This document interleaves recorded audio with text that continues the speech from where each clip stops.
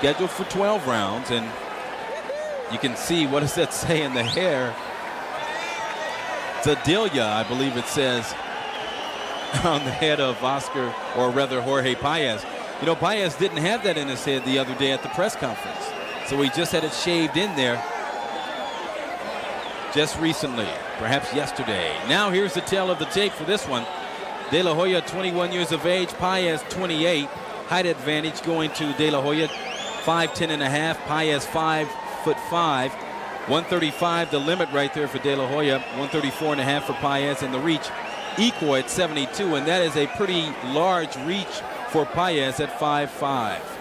Here's the WBO rules. That's World Boxing Organization. This scheduled 12-rounder, a 10-point must system. 3 knockdown rule is in effect. If a fighter's knocked down 3 times in any round, the fight is over. No standing 8 count in the state of Nevada.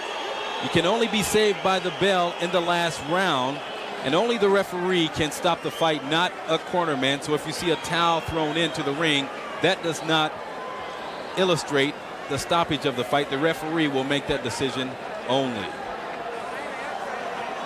The ring announcer is, well, now he's considered the best in the world, and Michael Buffer with his usual "let's get ready to rumble," but he saves that for what is the main event, so we don't expect that. Here he is.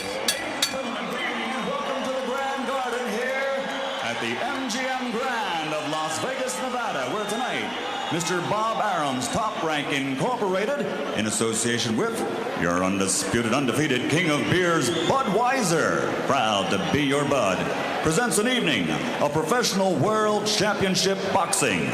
All the bouts are sanctioned by the Nevada State Athletic Commission, Chairman Dr. Elias Ghanem, Commissioners Nat Carasali, Luther Mack, Dr. James Nave, and Crispin Rivera, Executive Director Mark Ratner, Chief Physician Dr. Flip Romansky, attending ringside physicians Dr. James Wishgame, Dr. William Berliner, timekeeper James Cavan, counting for the knockdown seconds Mike Lasella. This first bout is sanctioned by the World Boxing Organization, President, former light heavyweight champion of the world, Jose Torres, supervisor at ringside, Mr. Ed Levine. The 3 judges scoring this bout on a 10-point must system are Chuck Giampa, Jerry Roth, and John Stewart. And when the bell rings, the man in charge of the action working in a world championship bout for the 99th time, referee Richard Steele. And now, ladies and gentlemen, man your battle stations. This is the Battle of Champions, 12 rounds of boxing for the vacant WBO Lightweight Championship of the World. Introducing first, fighting out of the red corner, wearing the blue trunks with white trim, weighing in at 155 pounds, undefeated with a record of 13-0, 12 KOs. This 1992 Olympic gold medal champion comes to us tonight from Los Angeles, California, East LA to be exact. Ladies and gentlemen, the current WBO Junior Lightweight Champion of the World, the Golden Boy, Oscar De La Hoya.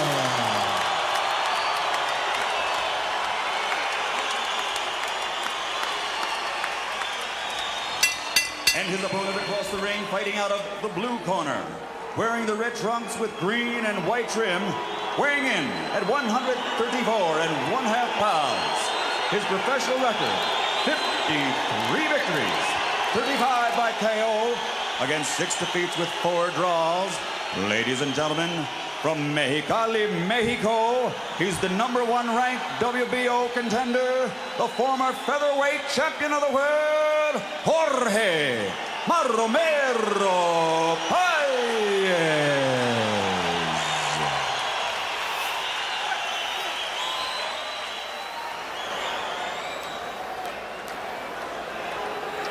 All right, I spoke to both fighters in the dressing room. I'm cautioning them again. Obey my commands at all times. Shake hands, good luck.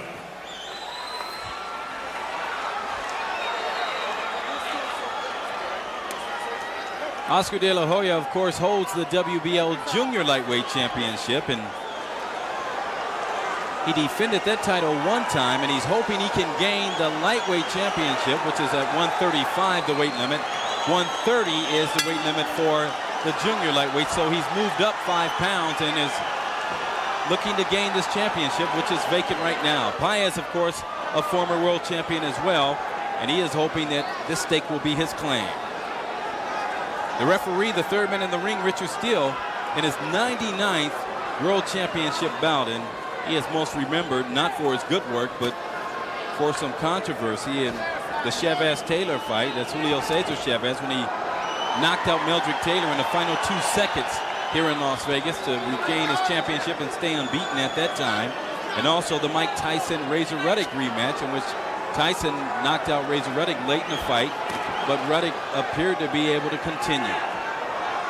As you can tell, both fighters are right-handed, and Paez, it's not easy to mistake these two, because Paez is in the sequence red, trimmed in his native colors of Mexico and green and white. De La Hoya in the blue with Oscar on the front, white trim down the side. De La Hoya's best punch is a straight right hand. Paez an accumulation of punches, but his left hook is a sleeper punch. Paez fought his first 31 bouts in Mexico, and in fact 13 of those first 31 was held in his hometown of Mexicali, including both of his bouts with Calvin Grove. Calvin Grove was the man he defeated to gain the IBF featherweight title back on August 4th of 1988.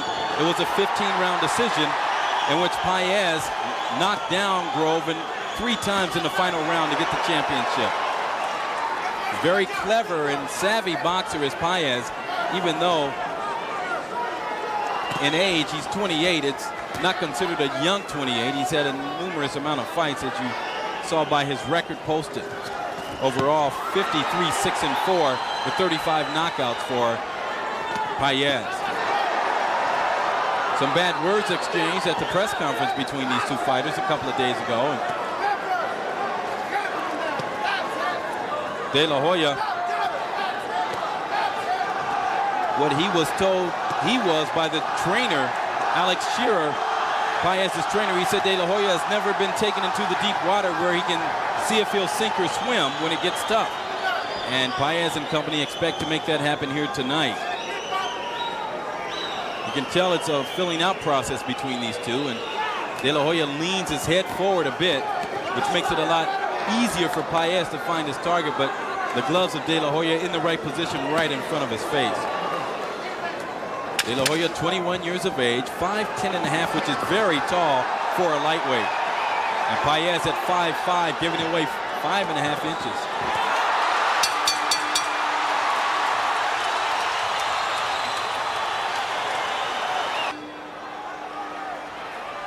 Round number 2 underway, and you know, Oscar De La Hoya now fighting for his family. He lost his mom, Cecilia De La Hoya. She passed away in October of 1990 due to breast cancer. 2 years later, De La Hoya, of course, he won the gold medal in 1992 at the Olympics in Barcelona.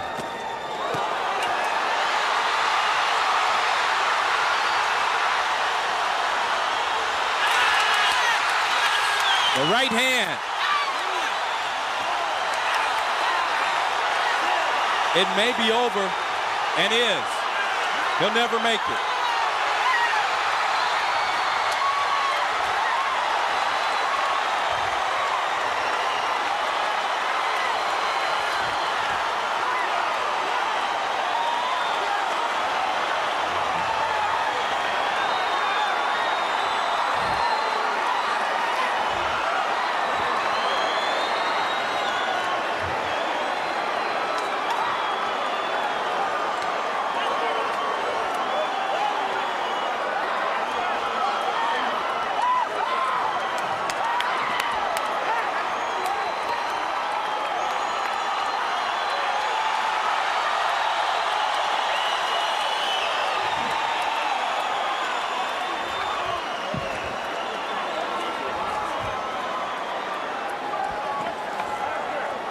Here you can see the clutch combination punching of Oscar De La Hoya, and what won him not only an Olympic gold medal, but the junior lightweight championship in the same organization, the World Boxing Organization.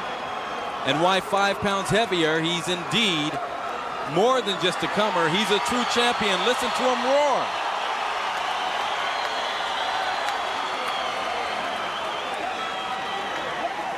That's quick work for a man who's paid $800,000. That's the purse of Oscar De La Hoya. And here's a replay of the finish. The left to right, another right hand, missed with the left, missed with the right, the left grazing, but the left hook again, and here it comes.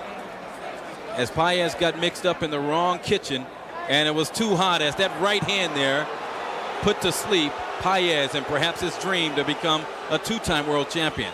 The uppercut and that left hook there, though, had a lot to do with taking away the sharpness of Paez. But then there you can see the left again, the shots that missed, but Paez is really in the wrong zone to be trying to, oh, it was actually a left uppercut that put him away, and he crumbled and lost all of his equilibrium and his chance at a vacant title. Paez, by the way, just for the record, is being paid $175,000 for this engagement.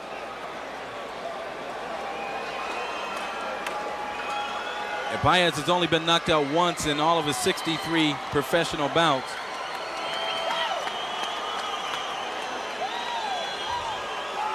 Paez is a big draw. Ladies and gentlemen, referee Richard Steele reaches the count of 10. The official time, 39 seconds of round number 2. The winner, winning his 2nd world title, the new WBO lightweight champion of the world, the Golden Boy, Oscar De La Hoya.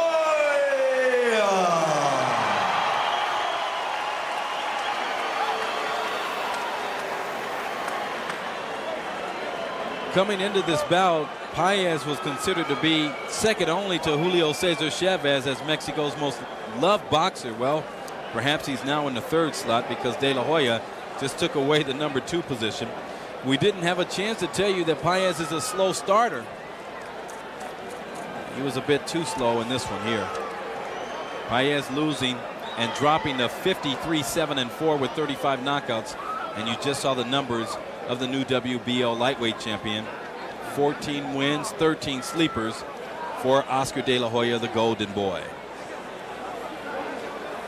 One other note, De La Hoya in his last 2 bouts prior to this one, 2 of his last 3, was knocked down.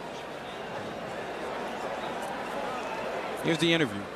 Stable, a little bit more cautious in the 1st round. Well, what I was trying to do is kind of get his game plan, see what he has to offer for myself, and I was just studying him and trying to be careful out there because I knew he was going to start off fast and he was going to just try to throw lunging punches and wild shots like that. So the 1st round was kind of a little filling out process, and the 2nd round we just did it. Was that on account of the 2 knockdowns in those 3 fights that you felt you had been perhaps a little too reckless early in fights, trying to do too much too quick? Exactly. 1st round, my last fight with Valenzuela also, we were coming out too strong in the 1st round, kind of being overconfident. And now with this fight, as you can see, I was even more focused than my previous fights, and I just felt really great. I felt as if I was just here with Paez and nobody was here in the room. I was just concentrating and focusing on Paez. Are you suggesting by that there was a little bit too much playing to the crowd, too much showbiz before, and that you had to settle down and be a professional prize fighter? Well, as you know, as people know that they call me the Golden Boy, I have the Golden Boy image, and I kind of had to put a stop to that for a while because I had to focus on my opponent. I had to concentrate on boxing, and I had to just really show the people that I can focus and I can really do a good job with excellent opponents like Paez. All right, we're going to try to run off the reel of that round and show your knockout, and we'd like you, when it comes up, to describe what happened, what you saw, what you did. Well, I knew right here Paez was going to just throw lunging punches, and I did catch him with good left hooks, good right hands, and right here I hit him with a good left hook on top of the head right there that really did a lot of damage. And the final left hook right here coming up is what put him down, and I believe right there where his neck kind of got twisted a bit and it just went down. As you can see, he was out. And I'm really glad that fighters like Whitaker, fighters like Ruelas couldn't knock him out, and I knocked him out. Well, that is a milestone for you. Let me then ask you further. Mexican fight fans, American Mexican fight fans, know boxing, and a lot of them were turning to be skeptical about you, just as they were about Sugar Ray Leonard when he was a young fighter. Did you feel that? Did you feel you had to do something sensational tonight to win those fans back? Well, coming into this fight, I knew that the whole world was going to be watching. Afro-Americans, Anglos, Mexican Americans, Mexican fighters, and I knew I had to prove to them, that I have to do a good job and that I am a good game fighter for them. How about proving it to yourself after perhaps some doubts might have crept in the last months? Well, my father knew, my trainer knew, myself, we knew that Paez really wasn't going to last. I mean, I wasn't going to predict a knockout. I was not going to predict anything. I knew Paez has a lot of experience, and I was ready for this fight. But to prove to myself, I did have to prove to myself, for the public, for everyone, and that's what I did tonight. Talk to us about your strength at 135, because it seemed to us that you were staying at an artificially low weight at 130 pounds, a weight you had fought at for 4 or 5 years. You were 5 foot 10 inches. How much stronger are you now, and will you hold this weight for a while? I feel much, much stronger at 135. When I was fighting 130 pounds, I was draining myself. I couldn't eat for 2 days before making the weight, and it was just very, very tough for myself, for my body physically, and also mentally for my mind. And now that I'm eating more, I can train, have a nice dinner, a nice meal, and feel very, very strong for the match. Do you feel now that you are equipped to take on some of the bigger names, bigger fighters, legitimate lightweights, etc., and how soon do you want to fight them? Well, I'm sure Mr. Bob Arum has plans for us to fight all kinds of fighters out there. Most definitely we will fight Rafael Ruelas for the IBF title. We will go on a world tour after this, and we have just many, many plans, and I'm sure Mr. Bob Arum can explain that to you some more. Just one other thing. You walked in and you looked very grim when you walked in, not as if you were throwing rose petals to the crowd with your smile, and you saved the smiles for afterwards. Is that how it's going to be from now on? That was the objective, to come into the fight focused, kind of having some blinders when I walk in, so I will not pay attention to the crowd. And afterwards, I can greet the people, have that golden boy image, and smile, and just be nice to everyone. Thank you very much, Oscar. Jim? Thank you. HBO's Larry Merchant doing the interview with the newly crowned WBO lightweight champion Oscar De La Hoya. The victory pushing his mark to 14-0, 13 by K. And he is once again remaining as the crowd pleaser here in Las Vegas and around the world.